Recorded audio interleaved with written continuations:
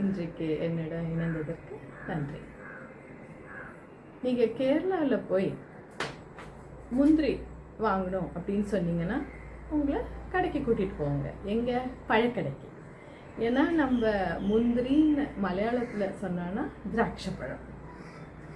நம்ம முந்திரி பருப்புக்கு அவங்க வந்து கஷு அண்டி இல்லை அண்டி பருப்பு அப்படின்னு சொல்லுவாங்க.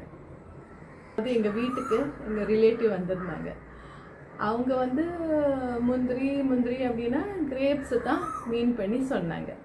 ஆனால் எங்கள் வீட்டில் இந்த மெய்டு வந்து அவங்க முந்திரி சாப்பிட்றேன்னு ஒரு தட்டு நிறைய ஒரு பவுலில் இது முந்திரி பருப்பு எடுத்து அவங்கள்ட்ட கொடுத்துட்டாங்க.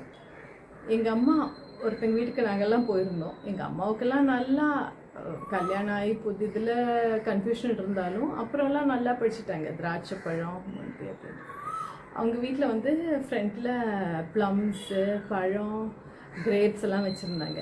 அப்போ அவங்க சொன்னாங்க, நான் வந்து என்ன டீ போடுறேன் சாப்பிடலாம் அப்படின்னா. அப்போ எங்கள் அம்மா சொன்னாங்க, நாங்கள் சாப்பிடலாம் இல்லை, சும்மா கொஞ்சம் முந்திரி எடுத்துகிட்டு போயிடுறோம் அப்படின்ட்டாங்க.